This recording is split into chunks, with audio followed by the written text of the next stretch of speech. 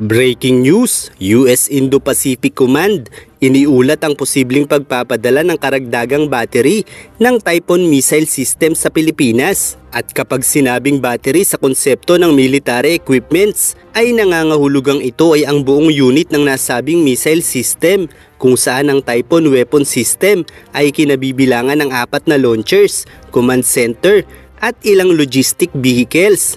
Kaya naman tiyak ay uusok na naman sa galit ang China dahil dito. Subalit walang pakialam ang AFP sa galit ng China at sa halip ayon pa sa AFP, the more the merrier. Isang pahayag na tiyak ay lalong magpapausok sa galit ng China dahil kung noong isa pa nga lang ay hindi na sila magkanda o gagas sa pagrereklamo, papaano pa kaya ngayon na dalawang buong sistema na ng Typhoon missile ang nasa bansang ito? At para sa kaalaman ng lahat, ang Typhoon missile ay isa lamang sa pinaka-advanced na missile system ng US na maaaring gamitan ng medium-range Tomahawk land attack missile at ng SM-6 air defense missiles. At noong 2023 pa lamang unang nasubukan ng US ang kakayahan nito at taong 2024 ay kauna-unahan ng Pilipinas na pinadalhan ng missile system na ito. Kaya naman galit na galit ang mga Chino. Bukod pa riyan, ang Pilipinas rin ang isa sa pinakaunang bansa na nagkaroon ng exemptions mula sa pagpi-freeze ni Donald Trump ng foreign aid sa buong mundo. Isang indikasyon kung gaano kahalaga ang Pilipinas sa mga Amerikano. At dahil nga kamakailan lang ay nagpahayag ang China na handa na sila sa kahit anong digmaan laban sa Amerika, ay mas makatwiran na ngayon ang pagpapadala ng US ng panibagong Typhoon missile system sa Pilipinas. Dahil kung muling magrereklamo ang China, ay para lamang nilang muling kinain ang mga salitang iniluwa nila. Kaya naman ang nalalapit na pagkikita ng US Defense Secretary at ng Secretary of National Defense ng Pilipinas ay nangangahulugang mas palalakasin pa nito ang sandatahan ng Pilipinas, kung saan ayon sa US Defense Secretary, matapos ang pagpapahayag kamakailan ng China na handa na sila sa kahit anong gyera laban sa US, ay kinakailangan lamang umano ng US na mas palakasin pa ang mga bansa sa Indo-Pacific region at tiniyak na laging nakahanda ang US sa isang aktwal na digmaan. Kaya naman ang NGAD o ang New Generation Air Dominance Project na matagal nang ipinagmamalaki ng US ay tila minamadali na rin ngayon ng administrasyong Trump dahil bukod sa opisyal ng pinangalanan ang nasabing fighter jets ay ipinasilip na rin ang disenyo nito sa publiko, kabilang na ang paglalarawan sa mga kakayahan nito, kung saan ito umano ay may kakayahang kontrolin mag-isa ang mga unmanned vehicle at pakilusin ang mga ito nang naaayon sa posisyon ng bawat isa. Isang indikasyon kung bakit napakatagal ng paghahanda para sa pagkumpleto ng nasabing proyekto.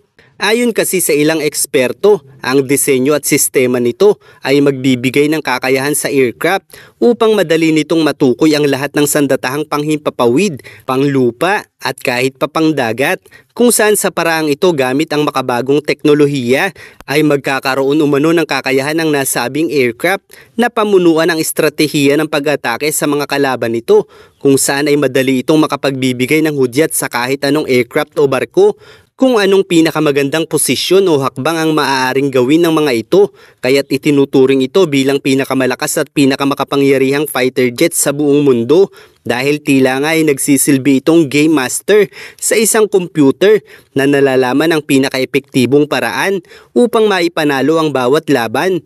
Bukod pa riyan ay may kakayahan din itong wasakin ng kahit anong klaseng missile na maaaring maging banta sa nasabing aircraft.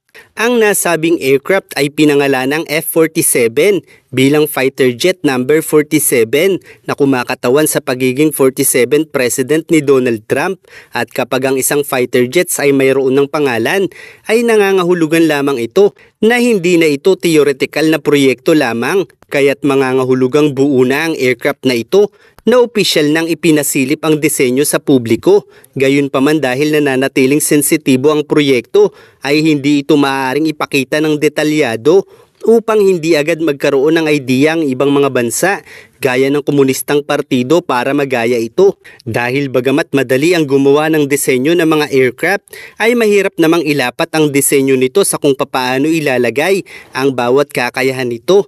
Kaya't ang isang disenyo ay napakahalaga upang magkaroon ng idea kung papaano mailalapat ang mga posibleng makabagong teknolohiya na maikakabit sa nasabing aircraft.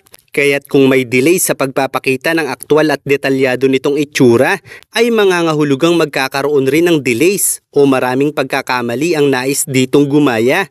Kaya't malinaw kung bakit ang US ang palaging may pinaka-advance na sandata sa buong mundo at ang panibagong fighter jets na ito ay maaaring muling magmulat sa mata ng komunistang partido na kahit anong gawin nila ay hindi nila kayang higitan ang mga Amerikano, lalo pa maging sa larangan ng ekonomiya ay ang dolyar ang pinakamaimpluwensya. Kaya't kamakailan lang ay nanawagan na naman ang China sa buong mundo na labanan umano ang pagsira ni Donald Trump sa pandaigdigang ekonomiya, isang indikasyon na napakalaki talaga ng epekto ng mga sanctions at taripa ng Trump administration laban sa China. Sa katunayan, noong unang termino ni Trump ay si former President Rodrigo Duterte na mismo ang nagsabi na binubuyo siya ng administrasyong Trump para simulan ang pag-atake sa China. Because there is always America pushing us. Sabi na USRP PAC, okay. Let America declare the war. Isang indikasyon na hindi maitatanggi kung gaano katindi ang pagnanais ni Trump noon pa man na mapabagsak ang China. Bago kasi naupo bilang presidente si Xi Jinping sa China, ay madali lamang natatapos ang hindi pagkakaunawaan sa pagitan ng US at China. Subalit nang si Xi Jinping na ang maupong pangulo ng China, ay hindi na ito napalitan pa, kung kaya't nahihirapan na ang US na makontrol ito. Kaya't malinaw ang nagiging hakbang ng administrasyong Trump na pabagsakin na ang komunistang partido ng mga Chino. Mapamilitar man o sa larangan ng ekonomiya ang labanang ito. At dahil naman sa pagpapawalang bisa ng Trump administration sa pag-freeze ng foreign aid para sa Pilipinas at pag-aproba ng mahigit sa 300 milyong dolyar na foreign aid para sa pagpapalakas ng depensa ng Pilipinas, kabilang na ang nakatakdang pagpapadala ng panibagong Typhoon system battery para sa Pilipinas, ay napakalinaw na hindi pababayaan ni Trump ang Pilipinas. Gaya ng sinabi nito noon kay Obama na ang Pilipinas ay napakahalaga dahil ito ang pinakamatagal na kaalyado ng Amerika sa Asya. Subalit pinabayaan umano ito ni Obama, kung kaya't ang administrasyon noon ni Duterte ay lumapit sa Russia at China. Isang indikasyon na kung nakipagtulungan lamang ang Pilipinas noon kay Trump ay hindi nito pababayaan ang Pilipinas. Pero dahil nga sa ginawa noon ni Obama, ay hindi rin naman natin masisisi kung lumihis ng landas ang dating Pangulo. Gayunpaman ang pinakaimportante ay si Trump na muli ang presidente na natatanging presidente ng US na maaaring makapagpabagsak ng tuluyan sa impluensya ng China. At dahil sa pagpapahalaga nito sa Pilipinas bilang pinakamatagal na kaalyado sa Asya, ay nagbibigay ito ng magandang posisyon sa Pilipinas laban sa China. Here you see the Philippines, the heads of the Philippines, they're so angry. He leaves for China. He's now negotiating with China. We've been in the Philippines practically for forever. A very important strategic ally. And what happens?